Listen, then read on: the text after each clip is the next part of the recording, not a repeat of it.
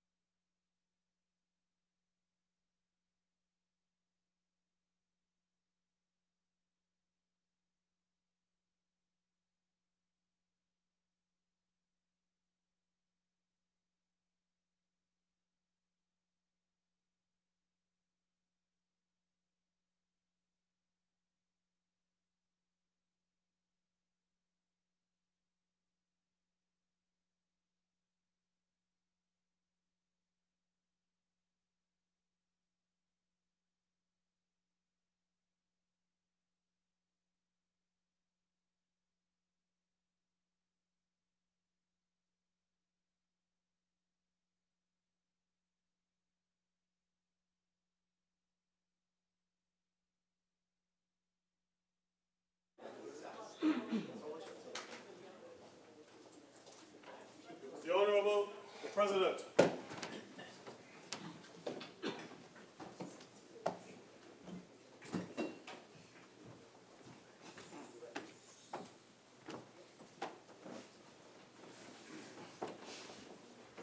Senator Mark. Thank you very much,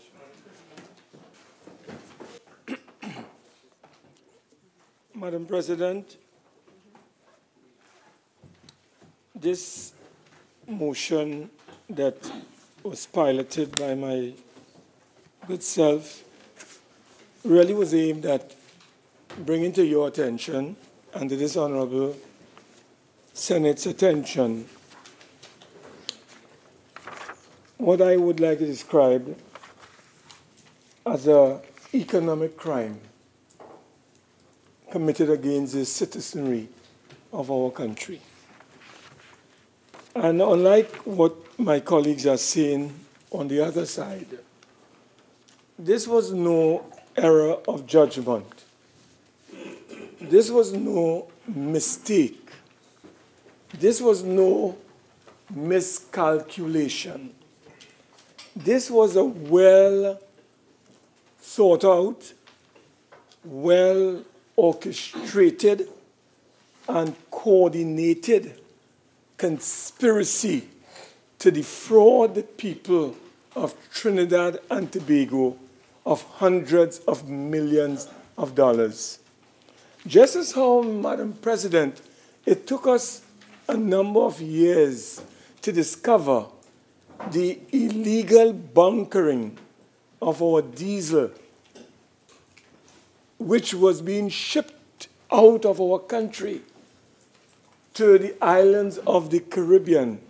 And this was going on, Madam President, for several years until it was discovered and halted. Luckily, whoever was able to discover this economic injustice and this crime against humanity at Petrotrin, we need to really compliment that individual or those individuals concerned. Madam President, some of the key players involved in this conspiracy are well known to each other. It is not strangers that are involved in this exercise. There are people who are involved. They are neighbors. They are neighbors. They live in the same community. And they lived there for years, and they are still living there. They have long associations and relations with colleagues who are now holding high positions in the government of Trinidad and Tobago. So this is not anything that happened overnight or just by accident.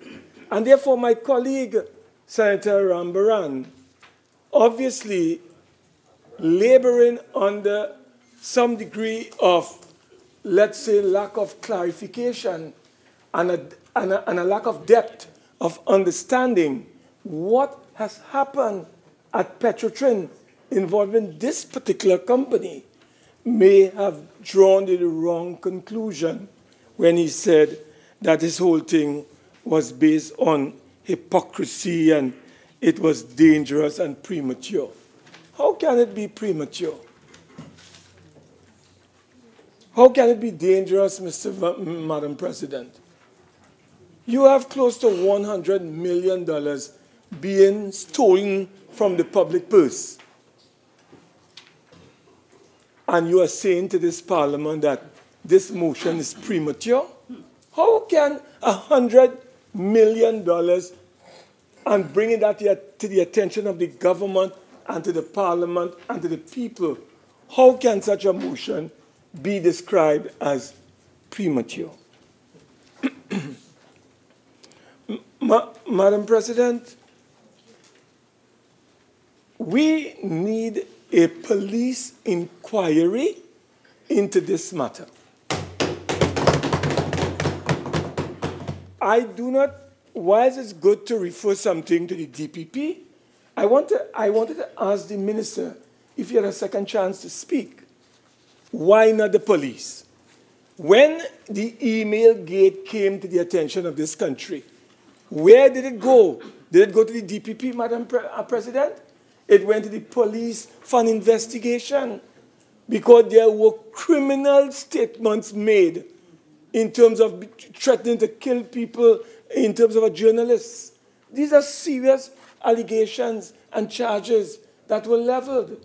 And in an instance where you have a company defrauding the people of this country of close to $100 million, that is something that requires a criminal investigation. And that is why the police ought to immediately get involved in this matter. Madam President, there are many questions I want to ask on this matter because the key player involved in this matter is the chap called Dioki Singh. He is a key man.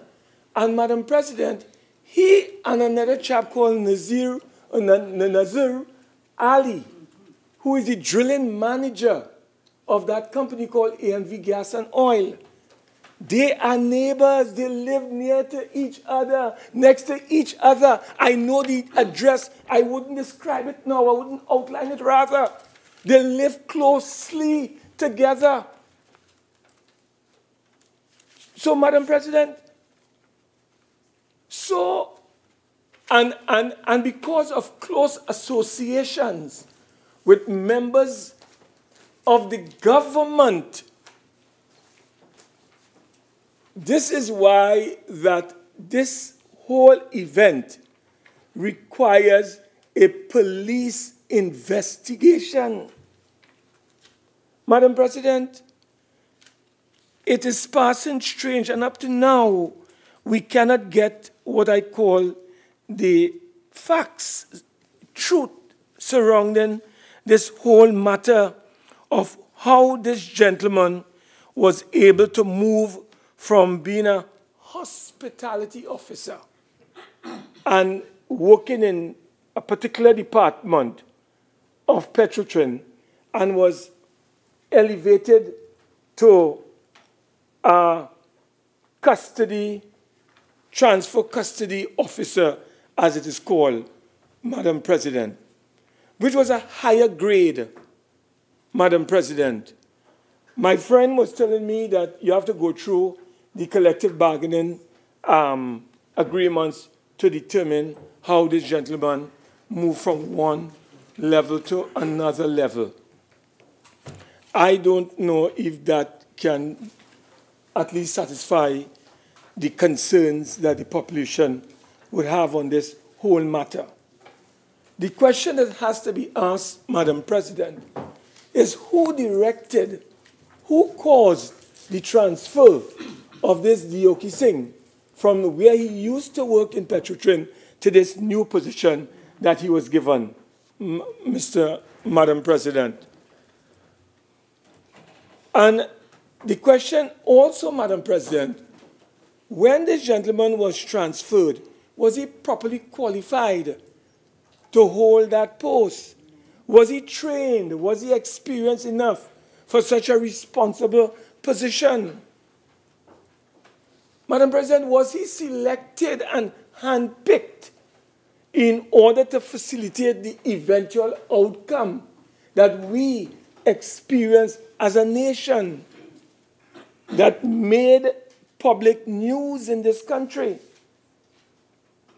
And Madam President, you will realize that when you examine this event closely, many of the players involved go back to periods 10, 15, 20 years ago.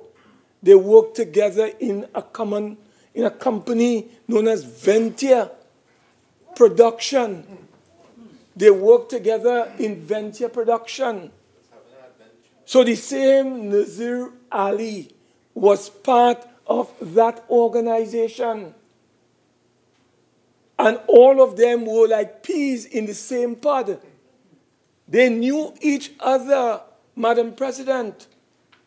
And that is why, Madam President, even though we call for the termination of the contract, it cannot stop there.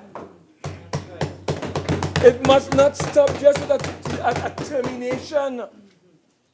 This matter is too serious a matter for it to end there. We need a criminal investigation by the police into this matter, Madam President. And why is the government afraid to have this matter referred to the police? Because of the fact there is something that is lurking in the background that the government seems to be mortally afraid of. What is the government afraid of? Why is the government not acting in the public or the national interest of this country? Madam President, if this had happened under a UNC or PP administration, we would have heard Senator Henry already on 95.5 attacking, Madam President, this government and all the players that were involved and calling for a criminal investigation.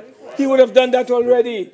But today he's silent, Madam President, not saying a word, Madam President.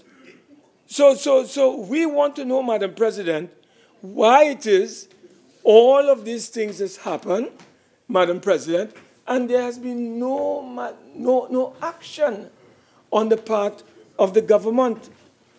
Madam President, I want to ask the Honorable, I want to ask the government, maybe Senator Rambaran, Rambarat rather, not Rambaran, the fired Rambaran. Yes. I want to ask, Madam President, my colleague, and even Senator Huggins and all who have spoken before. Who was the minister in local government when the contract was signed by Calco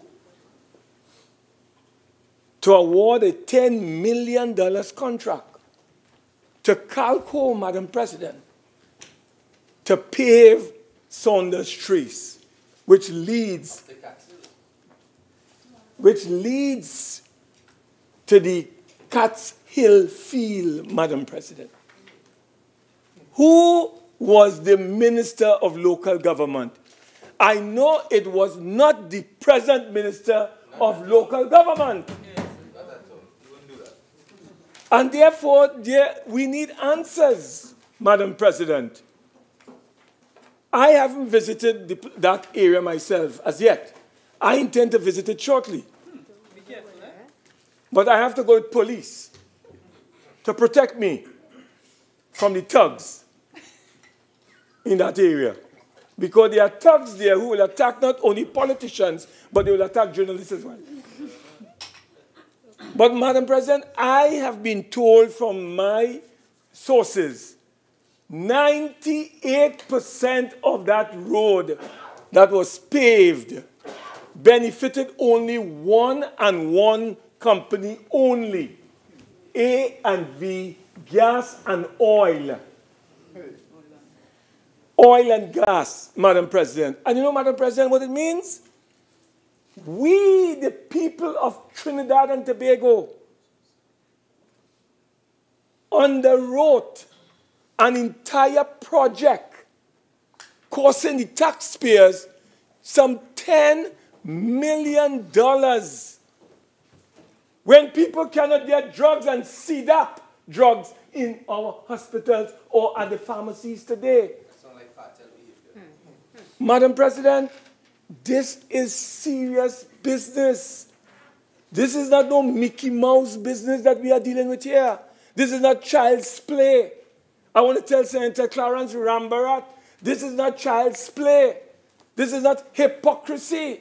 This is serious business. And who is going to be held accountable for that $10 million that was spent in paving Saunders Trace? Who is going to be held accountable? Who is going to be held accountable? Look now, Madam President, we have to call people to book here, you know. We have to call people to book. Because there are ministers who know what has happened in this matter. And they have to be called to account. And they have very close relations with Nazim Bach, Nazir Ali, Vidya Duki Singh.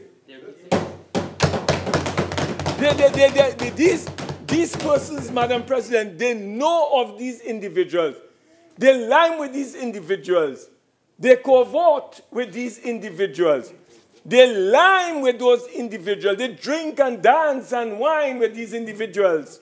They know these individuals.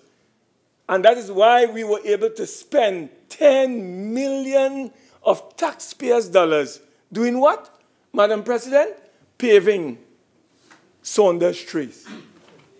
Paving Saunders Trace.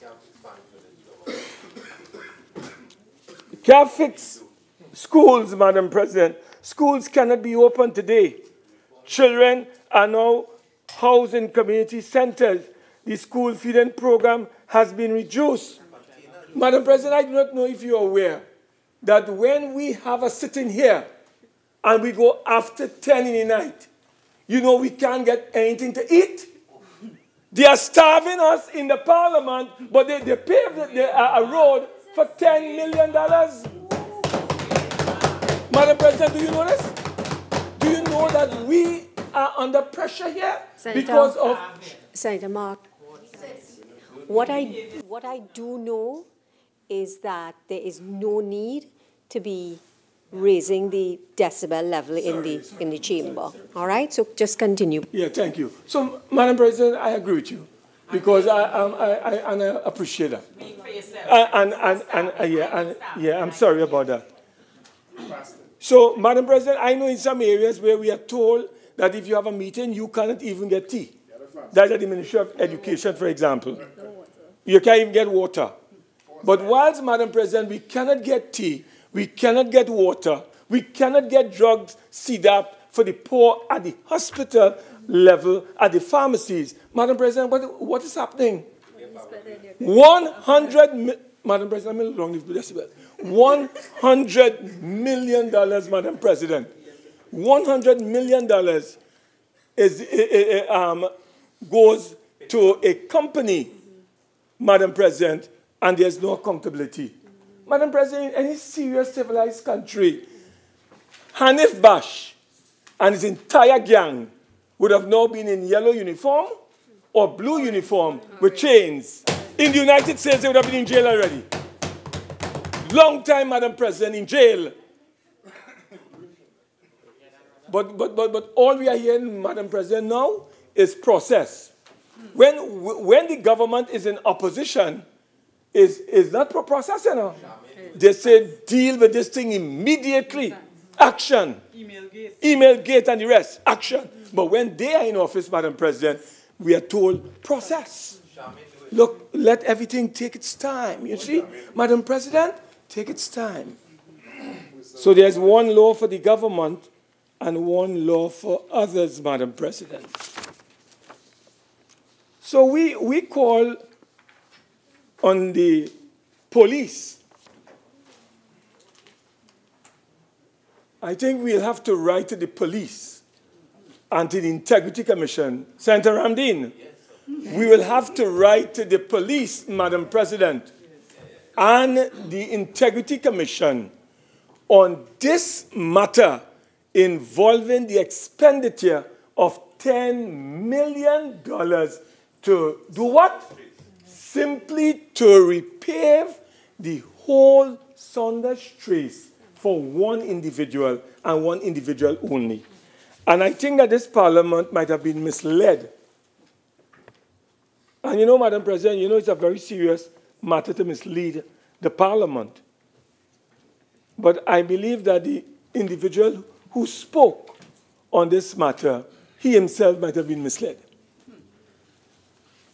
So I wouldn't hold it against him, Madam President, on this occasion. So, Madam President, these issues that we are dealing with are very serious because here it is, Madam President, Petrotrin, we understand, is under severe strain and stress. Petrotrin, as we are told by the government, has to take certain action in order to come to a certain level of viability. And it may mean, as the Honorable Minister of Energy and Energy Industry stated, that, you know what, Madam President? You know what we were told by the Minister of Energy and Energy Industries? That we may have to, the people of this country may have to trim Petrotrin because it's a bit fat. So what does that mean, or what's that effect? It means that you'll have to dislocate, you'll have to reduce your workforce, you'll have to retrench people, Madam President. That is what it means in essence. That is what it means in essence. So why I called for this matter to be referred, Madam President, to a joint select committee is to give that committee, Madam President, an opportunity to drill deeper and further into this whole A&V oil scandal, Madam President. We cannot do all that in this chamber. We cannot go into the details. We want to summon Nazir Ali before this committee. And we want him to spill the beans and tell us of all his relationships. Madam President, do you know, to connect the dots once again, do you know that the government of the Honorable Dr. Keith Rowley, the Prime Minister, took the decision in September of 2015, 2016, I should say, to appoint Nazir Ali as the chairman of the Water and Sewerage Authority? Do you know this? Do you know that the cabinet of your cabinet, Senator Rambarat, took the decision to appoint as chairman of WASA, Senator Lehant? You would have been saddled with a gentleman by the name of Nazir Ali. But, Madam President, I have been advised that so much crookedness went on during the period of the announcement of the name and the removal of that individual, that had that gentleman been appointed, any minister that had taken over would have been in severe trouble. Anybody. And the government got word, Madam President, of the shenanigans that was taking place. Even before the gentleman was installed, and the government had to take the decision. So when they made the formal announcement of the board in December, Madam President, of 2016, Nazir Ali, like a ghost, had disappeared. They had removed him because of the reports that came back to the government and to the cabinet. I don't know if, well, at that time you were temporary senator, my brother, Senator Sinner, the Honorable Minister. He was not there. He was not there at the time. No, yeah, he might have been there because it was in November to remove Hines. Oh, sorry, Ma. So, Madam President, I am trying to ask you to connect the dots so you can understand this event that took place at Petrotrint involving these players did not happen by accident. I'm saying that all of these players were involved and they have long-standing relations.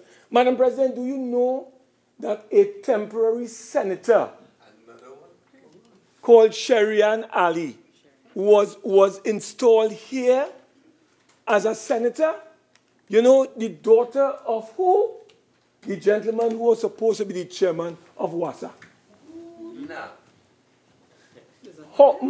Madam President, you have to understand, connect the dots.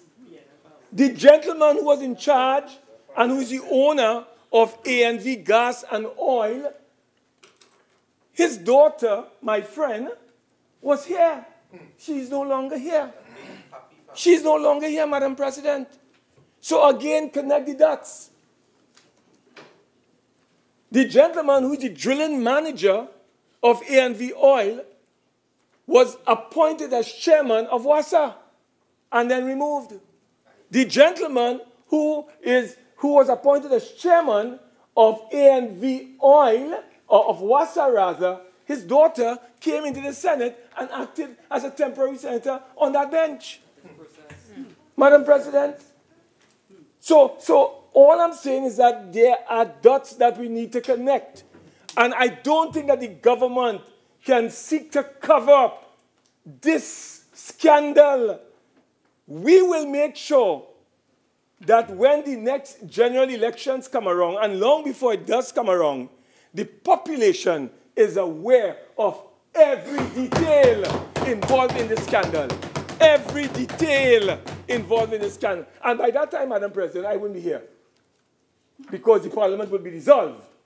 And you wouldn't have to interrupt. You wouldn't have to tell me or say, when I say tell me, Madam President, I know if I'm violating the orders, you'll have to bring me up. And I agree with that, right? But you see, when I'm on the platform, that is when I'll deal with them. I'll deal with them on the platform. On the platform. We will deal with them, Madam President. Today, I have to spare some of them. And the reason I have to spare some of them is because I'll be in violation of the standing orders. So they get a reprieve today. They have a reprieve from me, temporarily.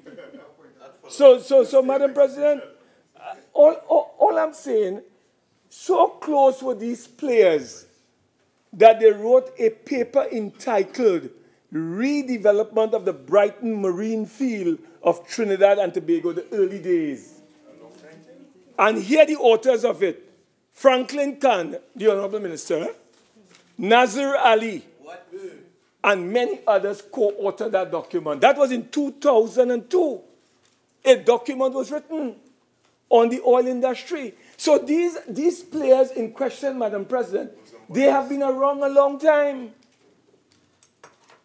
And Madam President, I want to put it to this honorable House that you scratch my back, I scratch your back. One hand, don't clap, Madam President. Madam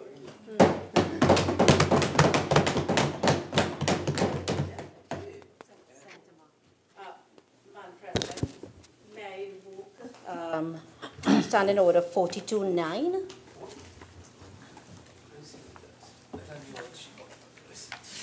Thank you. Senator Mark. Minister. Sorry.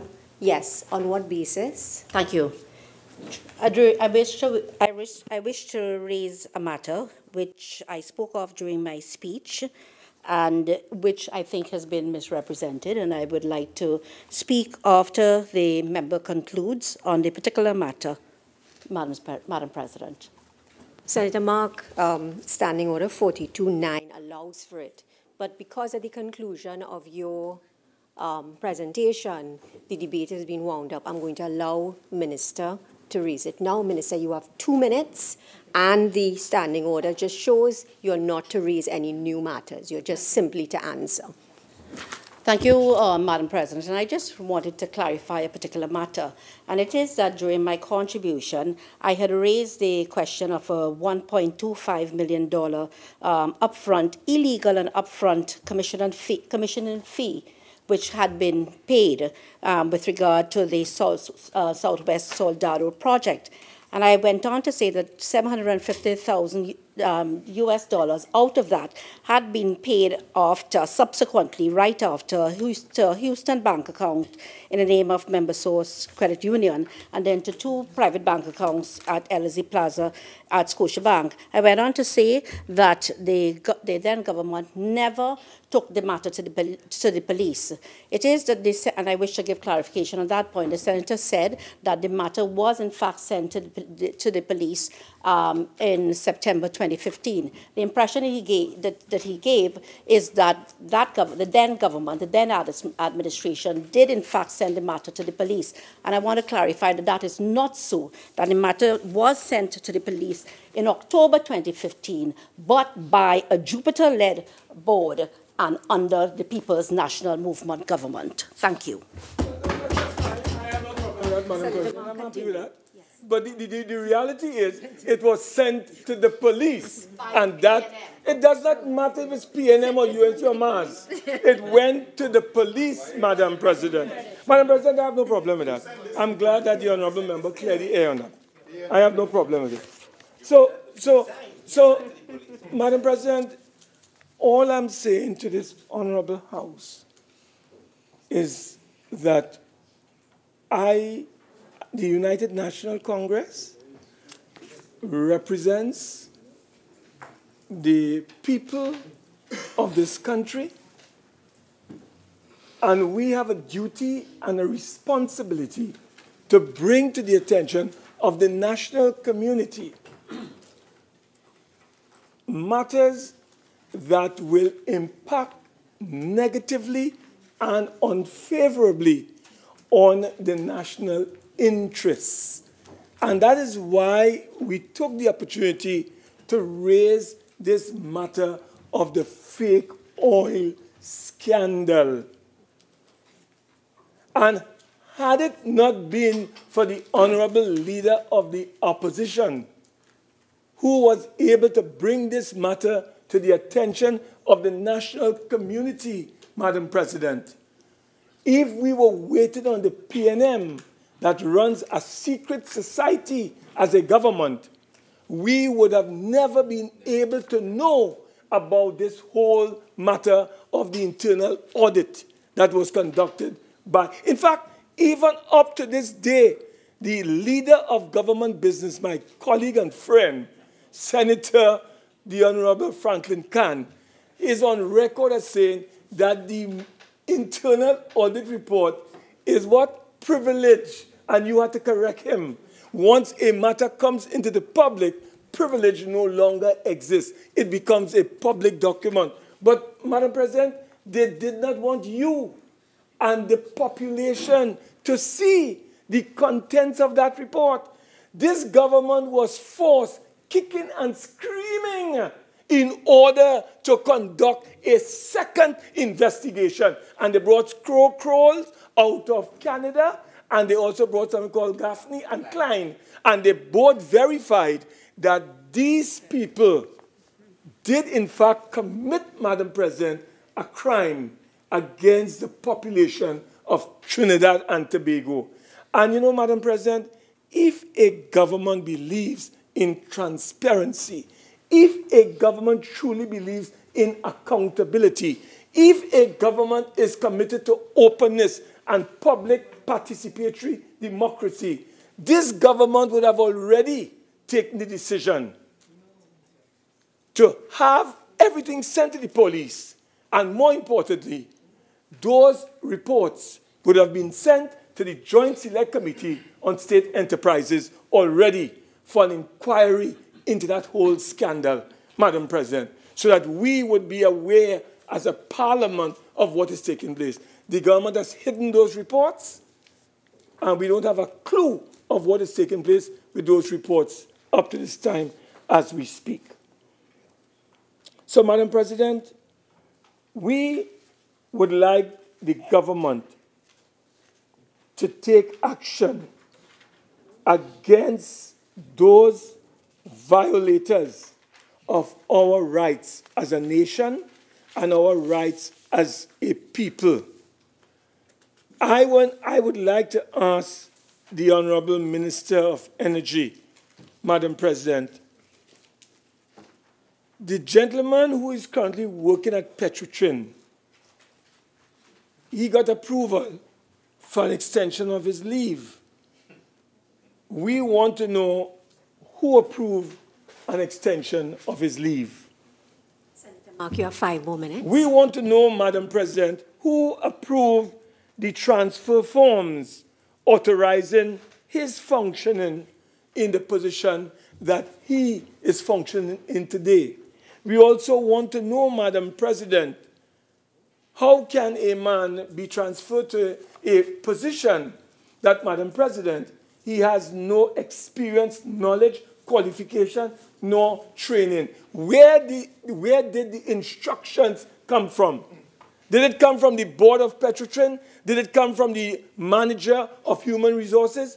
Did it come from the political directorate? Where did it come from? These are questions, Madam President, that people need to ask, and people are asking, and they want clarification. And our responsibility is to get those matters cleared up in the interest of the population. So, Madam President, we have a lot of information, I would say explosive information, on certain characters and elements who are involved in this fake oil scandal. We cannot bring those documents here, but we know exactly where they will be brought, in the court of public justice at the appropriate time. And I can tell you, Madam President, when we reveal the information and the connections and the dots, and they are connected, the PNM will be history after the next general election in this country. So, Madam President, I don't want to detain this House any longer. I think we have done our duty. We have put onto the record of Parliament our position on this fake oil scandal. The government has the majority, they will vote against it. That is excellent news, because I want them to vote for it. I'm calling for division on this matter in advance, because when we go on the campaign trail, we will identify all of them who supported this matter. And that is why, Madam President, we are not concerned about numbers, and we will be defeated. We are principled people, and we are concerned about justice and fair play. We might be in a minority today, Madam President, but I can give you the assurance, Madam President, I predicted when Patrick Manning was in government, and may his soul rest in peace, that he was going to fall. He was going to fall. And, Madam President, I am predicting today the PNM under this rowdy government will fall. They will fall. And today we are in the minority. I want to give you the assurance, tomorrow we will be in the majority. And I don't want them to be worried about anything, because we have a good lawyer called Gerald Ramdeen, a good lawyer called Gerald Ramdeen, that will deal with some very critical issues that will be brought to his attention, and that has already been brought to his attention. So, Madam President, with those few words, I want to thank you for giving me the opportunity to speak. I promise you, because I missed you when you were out. I must tell you that. And I want to tell you, Madam President, that I will try my best to reduce the decibel level so that you yourself, wouldn't be disturbed unduly. And I will try to bring some peace on earth, as my friend said. But Madam President, at the end of the day, we brought this motion to really provide the government an opportunity to clear the air. They have done their best at this time. We don't think it's their best, nevertheless, but they have done their best. But we have done our duty. We have carried out our responsibility. We feel vindicated, and we believe at the end of the day, Madam President, justice will be done. I beg to move.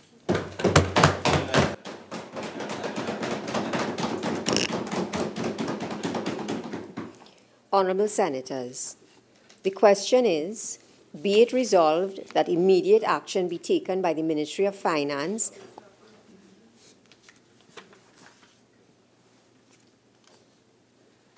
Ready? Yes, be it resolved that immediate action be taken by the Ministry of Finance as corporation sole to suspend this operator's contract while investigations into the Audit Committee's report are ongoing. And be it further resolved that the matter of the overstating of oil production be referred to the Joint Select Committee on State Enterprises for inquiry and report. Those in favour say aye. Aye. Those against say no. No.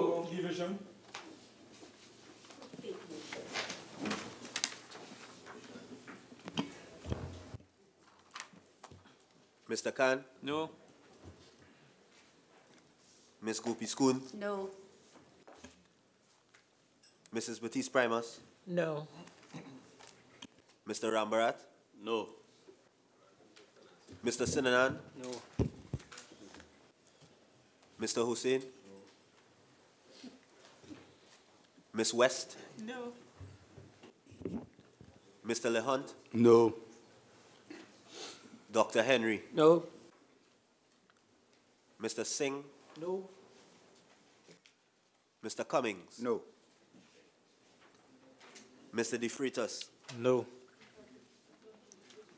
Mr. Dookie? No. Mr. Huggins? No. Mr. Young? No. Mr. Mark? Yes. Ms. Haynes? Yes. Ms. Amin? Yes. Mr. Saddam Hussein? Yes. Mr. Obika? Yes. Mr. Ramdeen? Absolutely yes. Dr. Mahabir? No. Mr. Small? Abstain. Mr. Shriki Soon? Abstain. Ms. Ramki Soon? Abstain, unfortunately. Ms. Chote? Mr. Kreese? Abstain. Ms. Raful? No. Mr. Richards? No.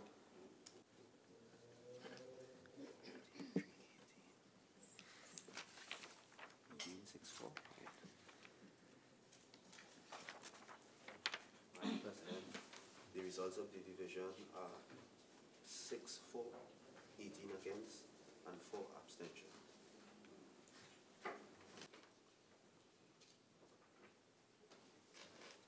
Honourable Senators, the results of the division are as follows. 6 members voted for the motion, 18 members voted against the motion, and 4 members abstained. The motion, therefore, is not carried.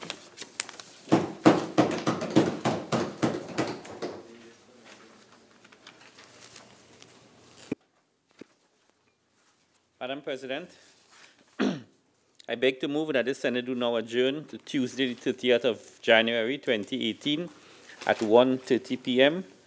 On that occasion, we would deal with government business motions, where we will hopefully have a short debate on the Dental Professions Act, which is just a simple amendment. And if time permits, we will begin our debate on the more comprehensive and act to amend the Mutual Assistance in Criminal Matters Act. Honourable Senators, before I put the question on the adjournment, leave has been granted for matters to be raised on the motion for the adjournment of the Senate. Senator Mark. Thank you very much, Madam President. Madam President, I rise to speak on a motion, on a matter rather, dealing with the closure of some 9 TSTT retail stores and the consequent implications for the permanent and contract employees, as well as the general public of the Republic of Trinidad and Tobago. Madam President, as you would know, TSTT unilaterally took a decision without any public consultation with their customers to close 9 outlets, Bmobile stores as they are called. These outlets that were unceremoniously closed down were located at the following areas of the country: 18 Park Street, number 18 Park Street, Port of Spain; DSM Plaza, Chagonas; corner Green and Queen Streets, Arima; 10 St. James Street, San Fernando; Eastern Main Road, St. Augustine; Peters Road, Point Fortin; upper floor, Northern End, Trin City Mall; Brian Lara Promenade, corner Chacon and Independence Square; and the upper floor, Western End, West Mall, West Moorings. Now, Madam President, I do not know what is going on with TSTT. First, like TSTT has gone mad. The first thing that they did, Madam President, without any explanation, was to spend $255 million of our taxpayers' dollars in acquiring a mobile communication system from Massey, a loss-making enterprise. We took up the slack. Up to now, we can't get a proper explanation from the government on this matter. Then on the heels of that, Madam President, we are being told as a public that they have shut down from the 1st of January 9 Bmobile outlets. Madam President, I go and pay my own bills because I'm a grassroots. I deal with the masses. And I can tell you, I would go to St. Augustine and deal with that. And I really went to St. Augustine recently, but only to get this big sign telling me the place has been shut down. Because, Madam President, it slipped me to follow this thing properly. So I asked them, where do I go? They say, I can go to Hilton. So I proceeded to Hilton. Madam President, it took me almost an hour and a half just to pay some bills. Whereas when I used to go St. Augustine, within 5 minutes, upon reaching that line, everything is settled and I go on my way. Now, Madam President, what is the justification for this action on the part of TSTT? They did not speak like RBC to the customers of Sandy Grande when they unilaterally closed their doors, Madam President, in the faces of hundreds and thousands of citizens. But, Madam President, what is even more alarming and disconcerting is the fact that scores of workers are now being affected by this action on the part of the management and the board of TSTT. Permanent workers are being redeployed whimsically, arbitrarily, capriciously. Contract workers are now on the line. They don't need to come in or they are going, Madam President. The service to the public is now in question because people don't know where to go, and when they do go where they are supposed to go, it's taking them a long time, Madam President, to get proper service from TSTT. This kind of disrespect for a mobile provider that is owned by the people of Trinidad and Tobago is intolerable, inexcusable, and unacceptable. Madam President, I understand from reports that TSTT have fired several workers. And the reason why they fired these workers, Madam President, is because when they closed down these 9 stores, they just tell these workers to go here, go there, go everywhere. And when these workers say, okay, we have to go, yes, but we are going under duress. They fire the workers, Madam President, simply for writing, we are going to take up duties, but under duress. I thought, Madam President, we have a democracy here. I thought we have rights to protest. I didn't know, Madam President, we had an authoritarian arrangement in this country, or an autocracy, where TSTT could do whatever it wants, when it wants, how it wants, and treat the very workers as tools, as stooges, as nobody, as if they don't matter. And these are the people, Madam President, who provide service to us. How can you treat people with such contumely and contempt? Madam President, I raise this matter because the public, wherever I go, they have asked me to bring this matter to the national community's attention because they are unhappy with what this company has done, our company. I don't have no phone with Bmobile. Senator Hunte, I do not buy Digicel. I am a Bmobile man. So, yes, Madam President. I support Bmobile. I support TSTT. But how can TSTT treat me with that kind of contempt? Madam President, I'm a valued customer. I pay my bills regularly, on time. And Madam President, thousands of people have been dislocated as a result of this unilateral action by TSTT. So I am calling through you, Madam President, on the Honorable Minister to provide this country with some explanation, some kind of rationalization for the action taken by TSTT and whether the government is rethinking its position. And further, are you going to reinstate those workers that have been dismissed because simply they are standing up for their rights? Madam President, they are standing up for their rights. They are not saying, Madam President, I am not going to work where you send me. Senator Lehan, through the President, they are saying, yes, I am going to work, but I am signing, I am doing it under duress. That is a person's right. You comply, Madam President, and you complain. And that is what the worker did. But they have dismissed these workers. So, Madam President, I am calling on the Honorable Minister to provide us with some explanation, rationalization for this action. And I call on the government to immediately reverse that decision that they have taken to shut down these 9 outlets and reopen these outlets and reinstate these workers. Thank you very much, Madam President. Minister of Public Utilities.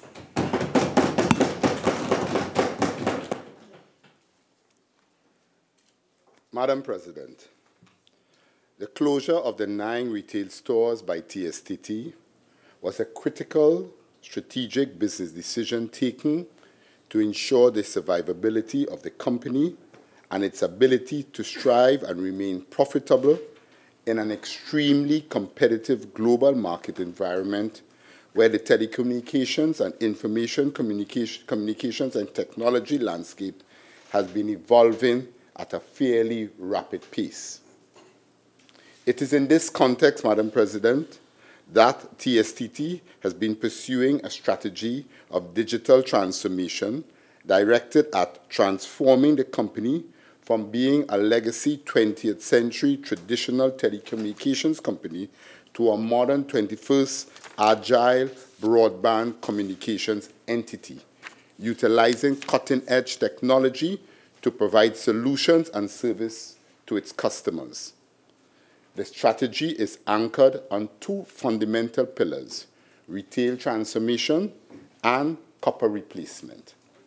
Madam President, the objective of the retail transformation strategy is to ensure that all TSTT customers are provided with an exceptional service experience across all of the company's customers' touchpoints and distribution channels as a result of the expansion of the company's digital footprint.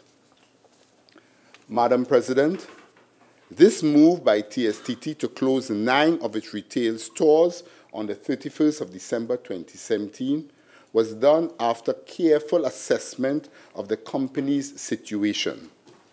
TSTT conducted an in-depth analysis of its retail operations, which revealed the following. 1.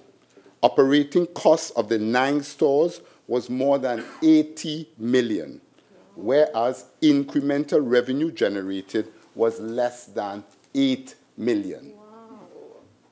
More than 300 workers were employed at these 9 stores, with wages and salaries in excess of the industry benchmark. For example, some cashier salaries were reported to be in the vicinity of something like $17,000 per month. The situation resulted in an extremely high personal costs. Most of the customers' transactions, over 75%, as Senator Mark revealed, were related to bill payments. Over 75% of the transactions done by these stores were basically bill payments. There were numerous complaints about the quality of service provided and more irritation centered around the wait time that customers had to wait at these stores. Transactions that were deemed that had been done in minutes were actually done in hours. It was against this backdrop that TSTT management took the hard decision to close the 9 retail stores. To deal with the expected fallout from bill-paying customers resulting from the closures of the retail stores, TSTT has partnered with commercial banks, Massey stores through Western Union, and its channel partners network, the dealers, to provide more than 250 payment outlets throughout Trinidad and Tobago where customers could pay their bills. So we moved from 9 to over 250. In addition, TSTT has launched an enhanced online payment portal with state-of-the-art features and has introduced interactive payment kiosks that will be deployed nationally for further expanding payment options. Additionally, Madam President, the other services which were provided at the retail stores, the 9 retail stores, are available at the more than 87 dealers located countrywide. The dealers were in existence since the inception of Bmobile have been upgraded to facilitate full-service customer transactions. Madam President, the cumulative impact of all these initiatives has resulted in a more service-oriented architecture for TSTT, thus facilitating easier access to service and improved service quality. This can be expected to have a positive impact on the public. Madam President, the issue of staffing is one that has raised some concern. I am advised that employees' well-being was a key factor into the decision-making process.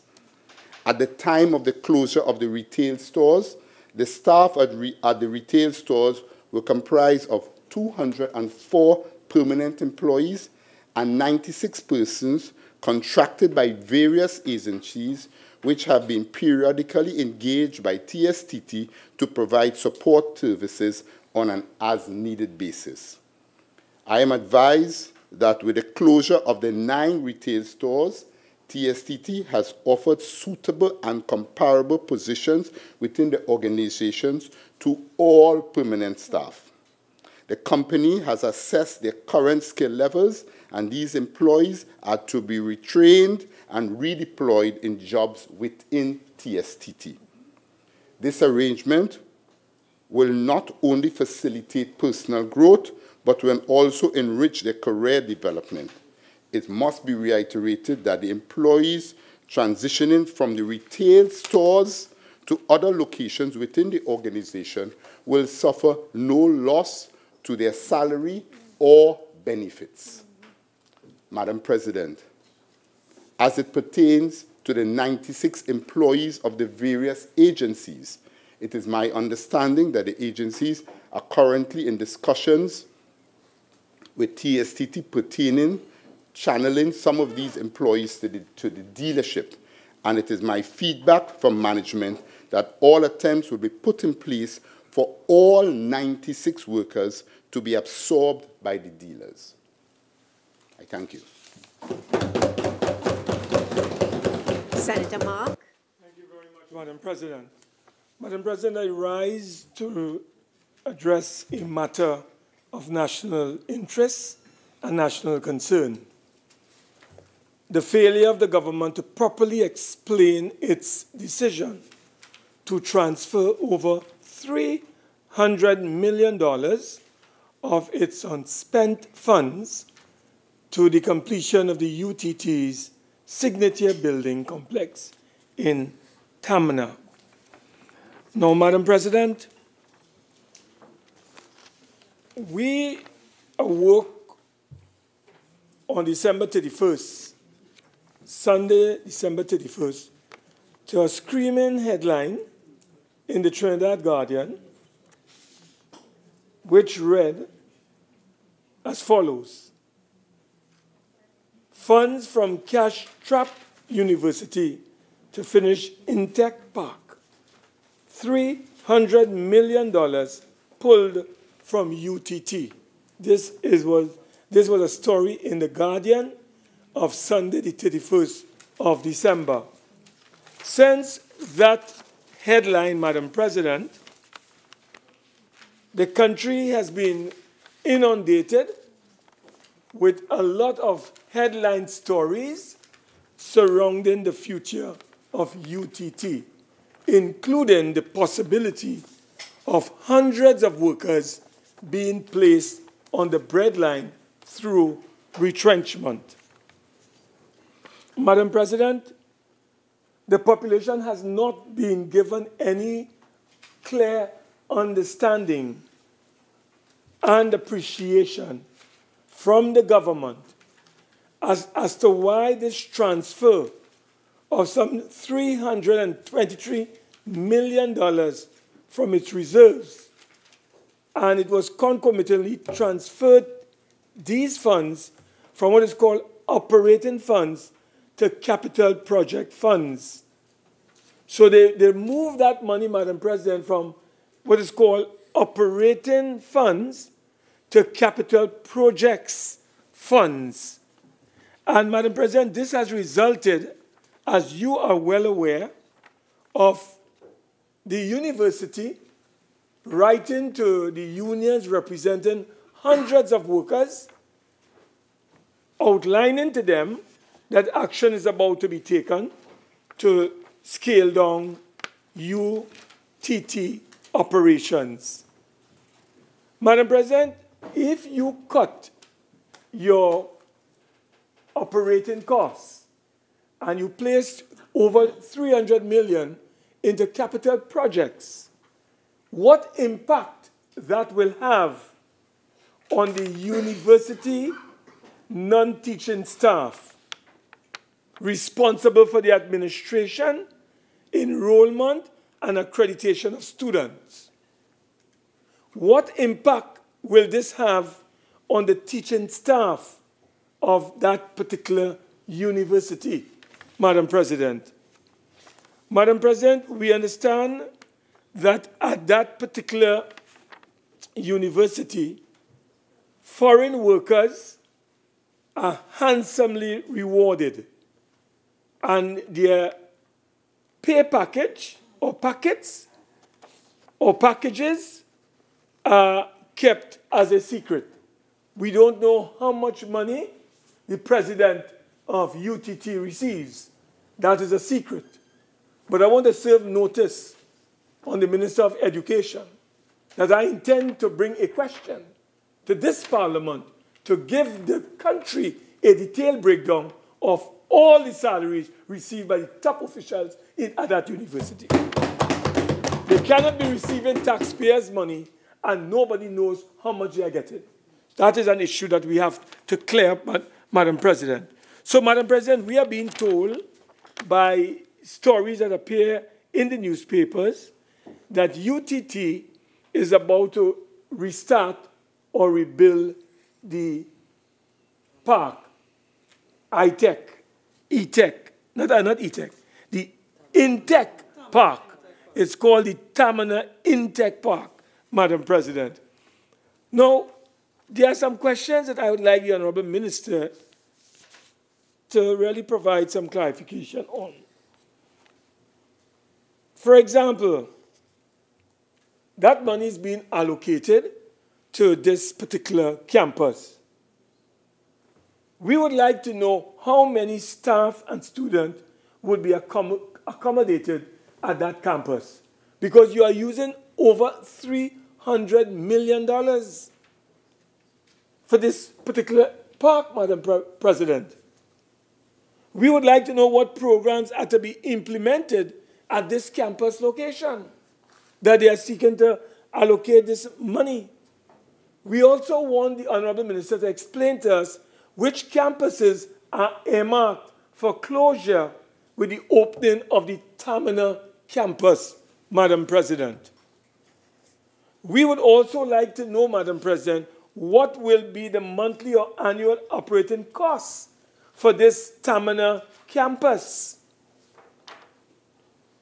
And, Madam President, why did the government allow UTT to remove close to $330 million in order to facilitate that money into this park called the Tamana Intech Park, when we know that we are into a budgetary period of constraints? And we would like to know, Madam President, from the Minister, did the government and the Ministry of Finance approve of such relocation from the operating funds budget to the capital project budget, Madam President? Did the Minister of Finance give his approval for that? We would like to know what is the government overall plan for this Tamana Industrial Estate, and who are the investors that are coming there.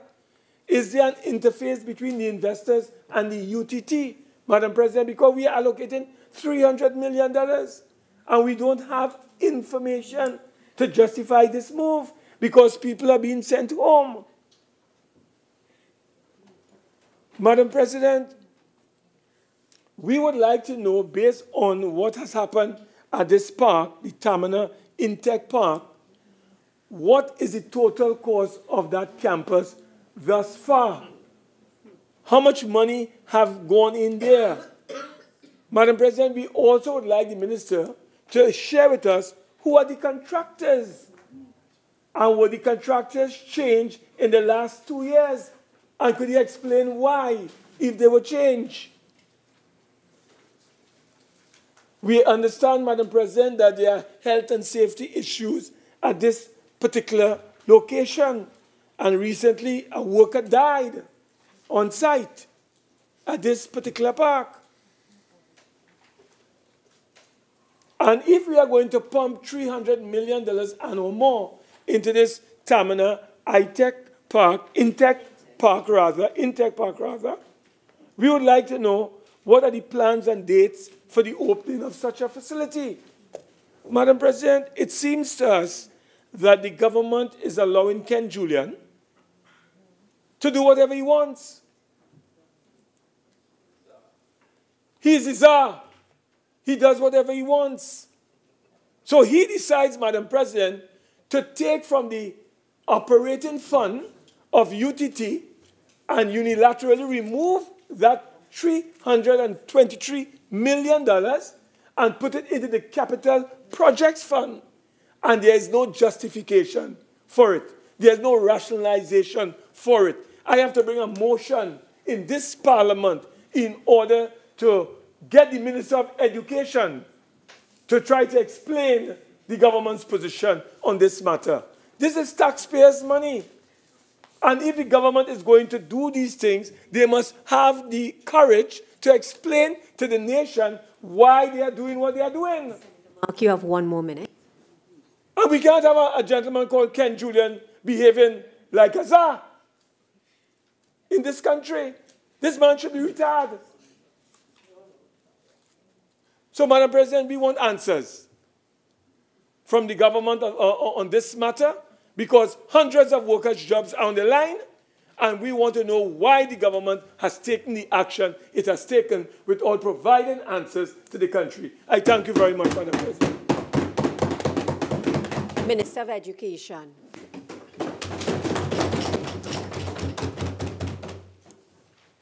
Thank you very much, Madam President. Madam President, Senator Mark never fails to amuse me when he gets up to speak, because very often he does two things. One, he listens to rumor, and secondly, he distorts the facts. Let me lay bare the facts this afternoon, Madam President. And in doing so, let me take the opportunity to give a brief history of this project. Madam President, the decision to build the Tamana campus was made by Cabinet in the year 2007. The estimate capital cost was $1.8 billion. Over the years, this project was met with several delays in construction, and this resulted in an escalation in the costs. For example, there were financial shortfalls of $101.5 million. There were redesigns leading to variations to the amount of $500 million, and I will explain that a little more. The revised cost, therefore, Madam President, now stands at $2.4 billion. The project, Madam President, comprised an east wing, a west wing, a graduation pavilion, classrooms, laboratories, offices, and ancillary services. And this was to facilitate a student population of approximately 5,000 souls. The UTT wrote to the Ministry of Education in May 2016, seeking the ministry's approval to use part of its recurrent cash savings to meet, one, long past due capital liabilities. Let me repeat, to reduce and to meet long past due capital liabilities, and two, to continue the work of the East Wing, not the entire project. The estimated cost, Madam President, of the East Wing was $221.8 million.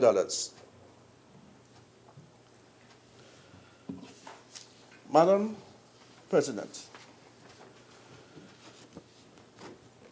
the buildup of capital liabilities over the period 2010 to 2015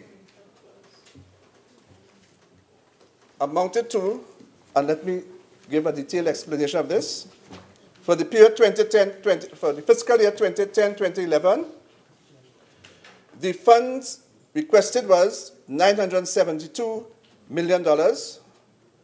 The allocation received was $211.5 million, a shortfall of $236 million, approximately.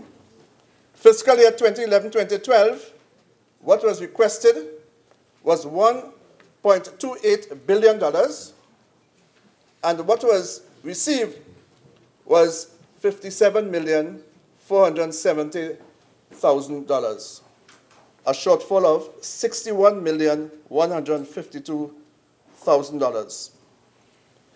Fiscal year 2012 to 2013, $453,276,000 was requested. What was received was $211,595 million. Fiscal year 2013-2014, what was requested? $679.97 million. What was received was $102.583 million. And fiscal year 2014-2015, what was requested was $542.7 million. What was received was $122 million. This indicates quite clearly, Madam President, that it was during the last regime that that project was starved for funds. If the allocations that were requested were made, we would not have been in this position today. And therefore, Senator Mark can't come here and gallery as though he is without sin. The problem that we have here rests solely on the last regime.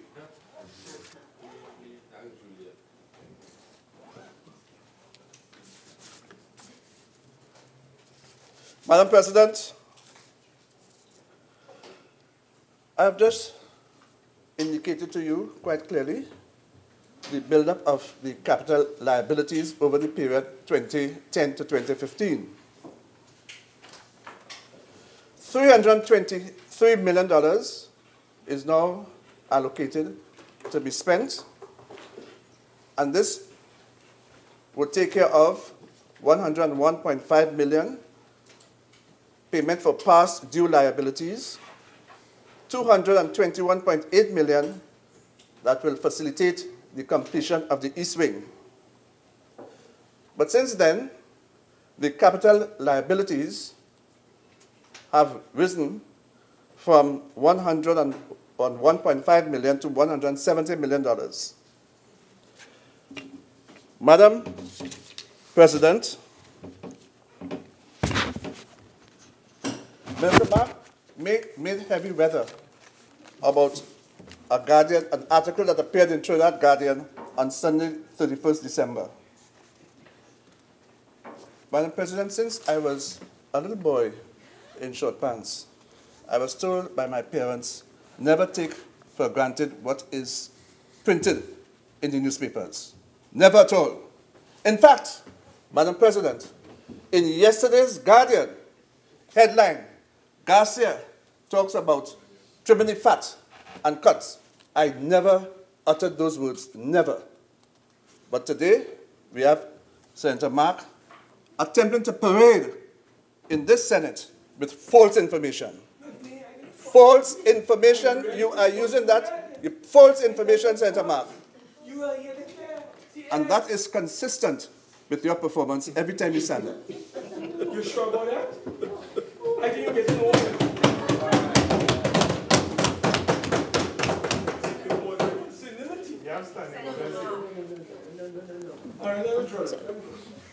And apologize, Senator Mark? Yes. Continue, Minister. Thank you very much.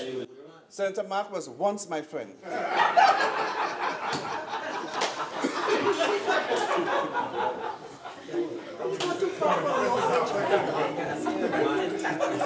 Madam President, it is important for me to state at this point the $323 million that that was moved from accumulated savings over the period, that sum of money has been fully utilized in order to pay long past due liabilities. Thank you very much.